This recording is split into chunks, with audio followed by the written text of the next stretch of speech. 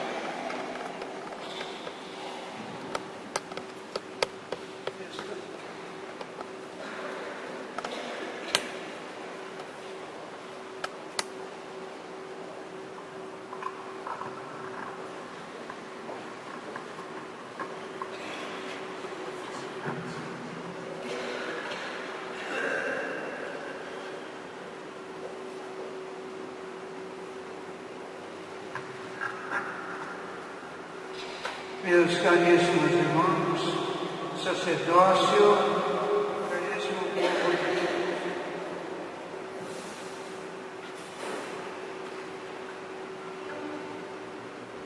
Nós iniciamos a Quaresma na quarta-feira de cinza. Nós, aquele dia, tivemos a graça recebermos a cinza. Quando foi colocado cinzas, ouvimos a palavra: convertei-vos, transformai-vos, mudai de vida.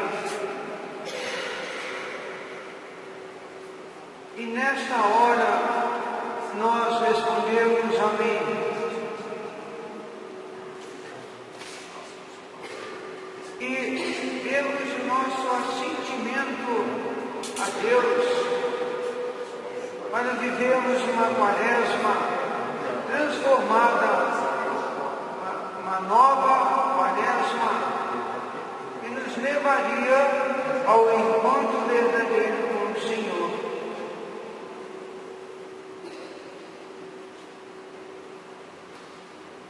E durante todo o tempo da quaresma, nós fomos alertados pela palavra de Deus a esta vida de conversão e a crermos no Evangelho, a crermos naquilo que nós ouvimos da palavra. E durante todo o tempo da quaresma, a igreja procurou-nos mostrar pelas leituras como nós devemos nos aprofundar no conhecimento da nossa vida e no conhecimento de Cristo. Como poderíamos responder ao Senhor no dia de hoje, na hora da renovação das promessas batismais?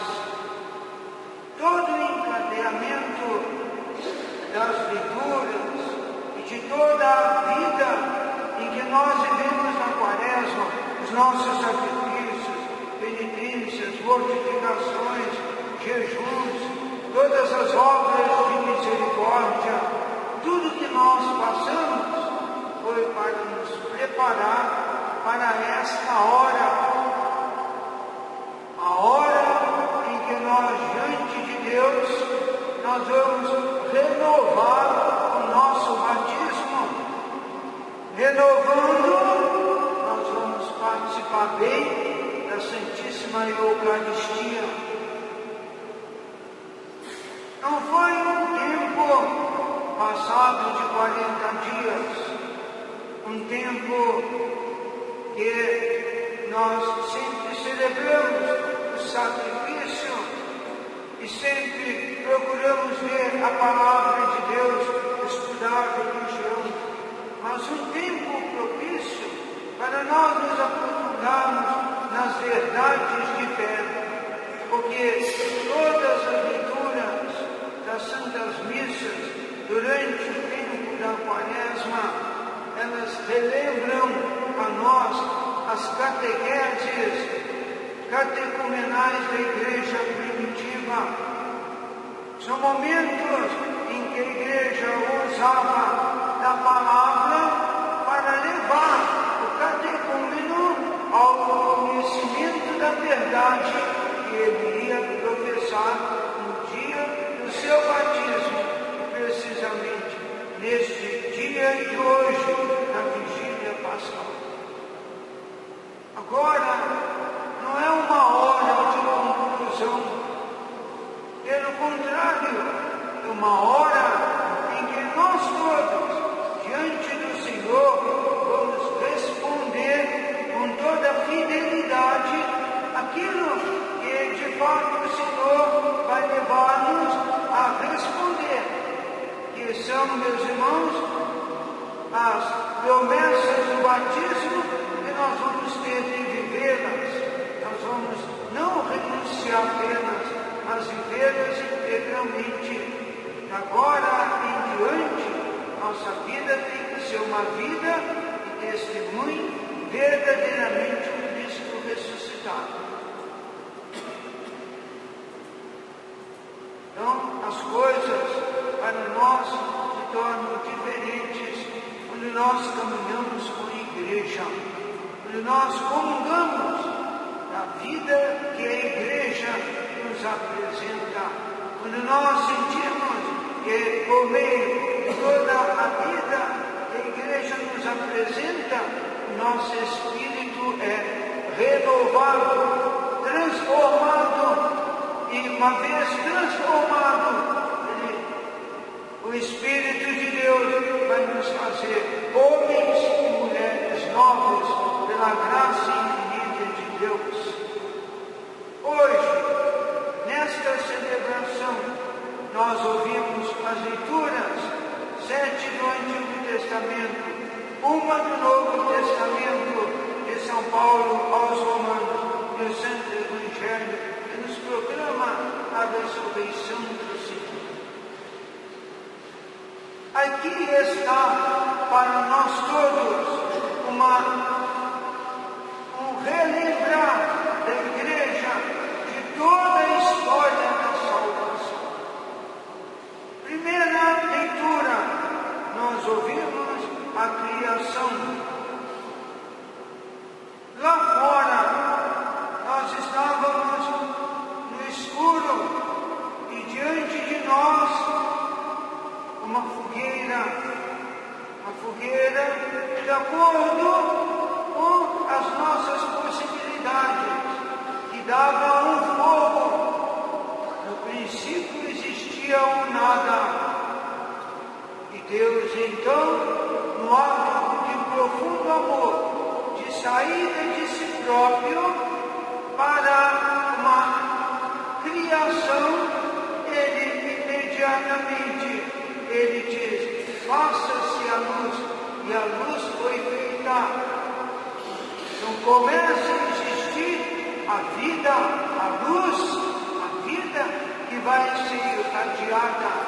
E Deus começa toda a sua obra criadora. Nesta obra criadora, Ele então coloca o homem e a mulher para poder reger toda esta vida. Ele entrega ao homem, à mulher, crescei, multiplicai-vos, transformai-vos. E uma vez que o homem recebe de Deus esta graça, ele tem diante de si que dá uma resposta digna ao Senhor. Tem aí a situação do pecado. O homem relega a Deus a um determinado plano. Ele quer se tornar como Deus. Coma do fruto, você conhecerá o bem e o mal. Você se tornará como Deus. Aqui está o orgulho. E nesta hora vem então a queda do homem. Ele não atinge o que ele queria buscar, por meio da tentação, da inspiração do maligno. E ele cai em si, e ele então entra num estado de nudez, desprovido da graça de Deus. A nudez é, meu irmão, um nato do homem. O homem se encontra ali, diante daquilo que ele nunca esperava. Agora o que eu sou. E Deus vem e diz, Adão, por que fizeste isso? Foi Eva, um acusando o outro. Ninguém assumindo em si próprio toda esta atitude de rejeição de Deus.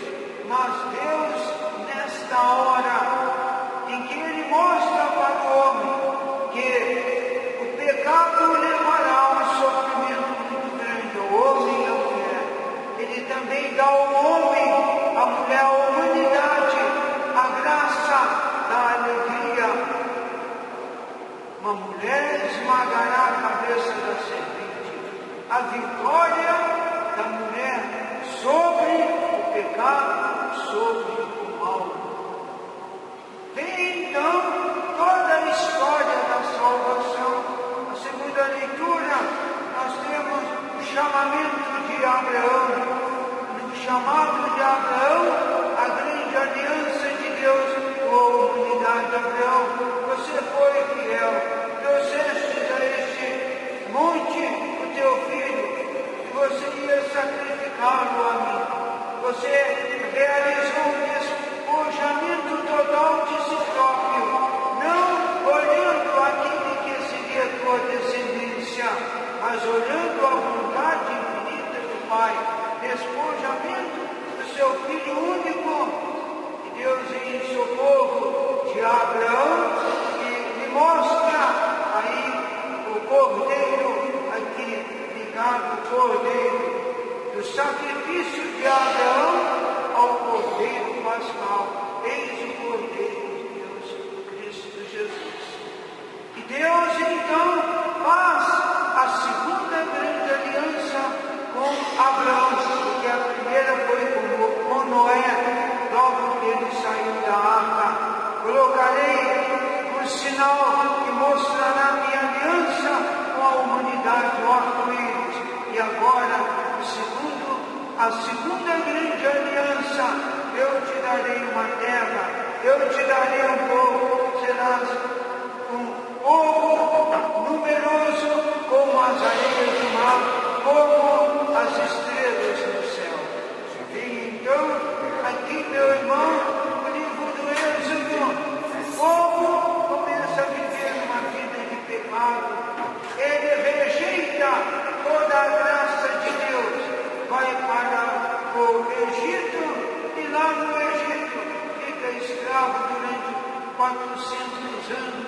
Mas quando o povo sente que a graça de Deus começa a invadir, e ele então começa a sentir-se chamado a uma nova vida de liberdade, quando o povo então clama ao Senhor a liberdade para si, e então Deus, em socorro do seu povo, e leva a este povo a libertação por meio de Moisés, que é aquele que vai conduzir este povo de uma escravidão a uma liberdade para o serviço de Deus no deserto do Sinai. E este povo vai ser educado por Deus durante 40 anos para viver na lei do Senhor. Aqui a lei não é uma lei que nós devemos entender como nós entendemos a lei.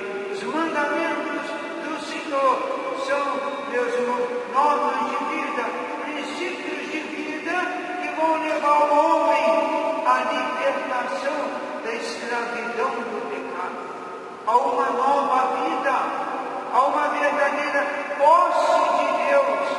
Os mandamentos de Deus não são para escravizar, mas para dar a liberdade à nossa alma, que vive oprimida pelo pecado. E em Deus nós temos as condições para vivermos uma nova e perfeita vida. E vem então a posse da terra com Josué.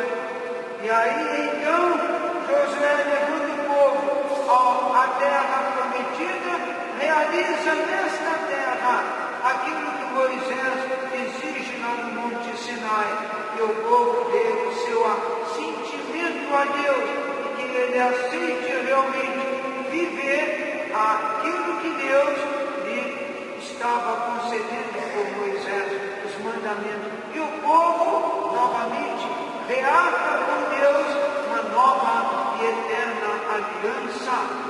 Começa a vida do povo no seu país. Tem então aqui os profetas. O que fazem os profetas? Relembram o povo as alianças, mostram ao povo que o povo deve ser conduzido ao conhecimento do amor infinito de Deus. E vem Isaías na quarta leitura e mostra para nós quanto Deus ama o seu povo e diz: meu amor jamais se apartará de ti, e a minha aliança de paz não se mudará, diz o Senhor. Nós ouvimos esta palavra.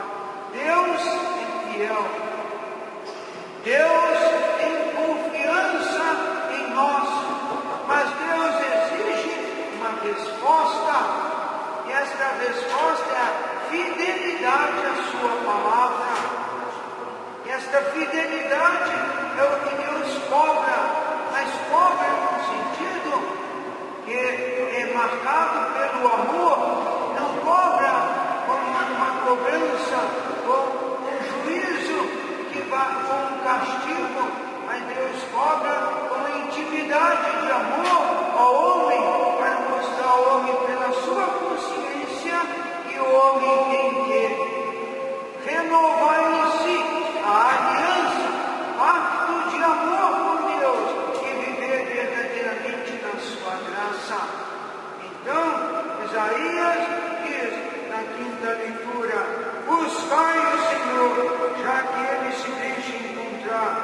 invocai-o, que Ele está perto, porque Deus nos ama com um amor eterno. E na sexta leitura nós vamos ver, meus irmãos, a situação de infidelidade do povo diante de Deus. A graça de Deus, o pecado, a fidelidade e a resposta do homem negativa. Mas Deus mostra novamente ao homem o caminho do amor, caminhar ao encontro do Senhor. No esplendor de sua luz, ditosos somos nós, porque nos foi revelado o que agrada a Deus. Isto vai mostrando a nós todos que Deus vai formando o seu povo, vai tirando da escravidão do pecado, vai mostrando que na liberdade e na posse da verdade ele vai tendo a alegria de viver uma vida bem-aventurada diante dele. É o que Deus deseja do seu povo e deseja de nós todos. Aí então, nesta fidelidade do povo a Deus, vem Ezequiel, 585 anos antes de Cristo, que fala para nós sobre a grande realidade da efusão do Espírito Santo sobre nós. Eu derramarei sobre vós o meu Espírito. Eu vou lavá-los na água pura. Eu vou purificá-los dos vossos pecados. Eu dar-vos-ei um coração novo e uma mente nova, um Espírito novo, uma vida nova. A resposta do homem a Deus é uma resposta que traz de Deus uma transformação de cada um de nós. E nesta realidade toda, então, vem o sacramento do batismo, que nós vamos daqui a pouco renovar em nossa vida. Renovando o sacramento do batismo, nós vamos descer a água, como o Cristo desceu ao túmulo. Nós vamos sepultar o pecado e vamos ressurgir gloriosamente do túmulo com o Cristo ressuscitado. O Cristo vai nos fazer homens e mulheres novos pela graça infinita da efusão do Espírito Santo sobre nós. Então, aí está para nós todos a renovação de toda a nossa vida em Cristo e a renovação do nosso batismo, que vai nos fazer então participar do que o Evangelho nos mostra, da ressurreição do Senhor. Cristo ressuscitou, ele venceu a morte e a morte não tem mais domínio sobre ele.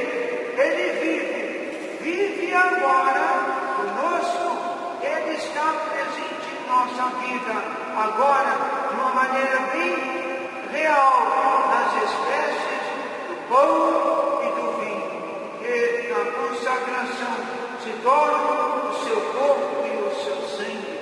Nós comungamos, nós temos a vida de participação com o Senhor e temos então aqui toda a graça para nós podermos viver essa grande vigília pascal, mas não viver só nesta hora, mas irmos para casa, irmos para a nossa caminhada de cada dia, como homens e mulheres que têm um compromisso com o Senhor. Nós temos que ser discípulos, missionários, temos que ser como a igreja nos pede, apóstolos da verdade, temos que ser a luz do Senhor. Jesus diz, eu sou a luz do mundo. Aqui nós temos o Sírio, a luz do mundo que brilha para nós. Se nós andamos no caminho do Senhor, esta luz ilumina a nossa vida. Quem me segue não andará nas trevas, mas terá a luz da vida. Esta luz é uma luz que deve iluminar as pessoas. Não há necessidade de nós sermos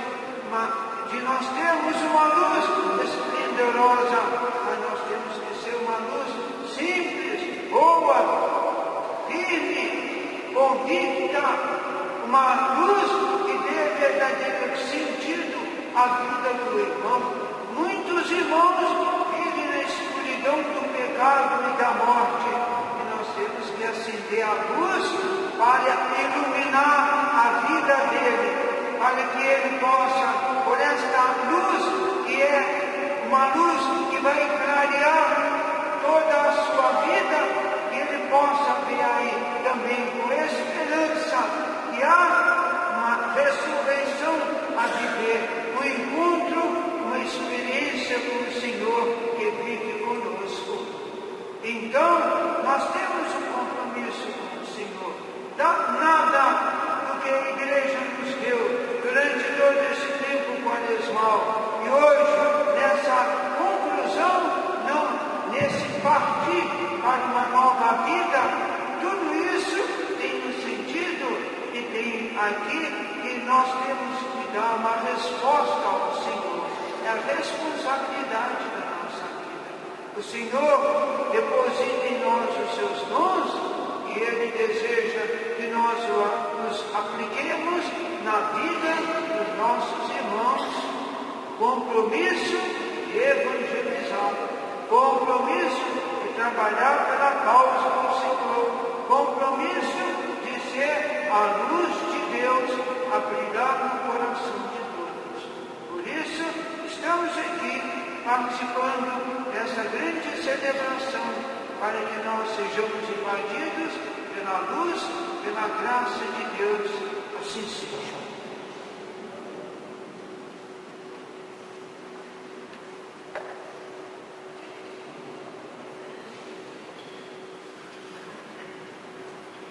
Liturgia batismal. A Igreja, nossa Mãe, desde os primeiros séculos, ligou a noite pascal à celebração do batismo e sua renovação. Toda a celebração é estruturada sobre o tema do batismo e nossa vida em Cristo ressuscitado, o Cristo vivo.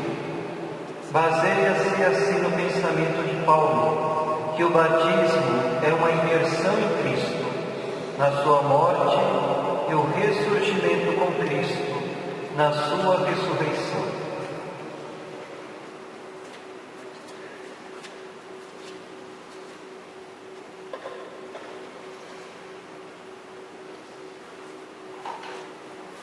Meus irmãos e minhas irmãs, invoquemos o Senhor nosso Deus, para que se digne abençoar esta água que vai ser aspergida sobre nós, recordando o nosso batismo.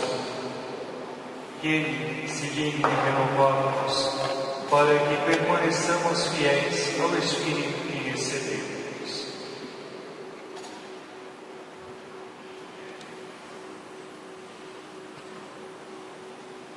Senhor nosso Deus, velai sobre o vosso povo nesta noite santa,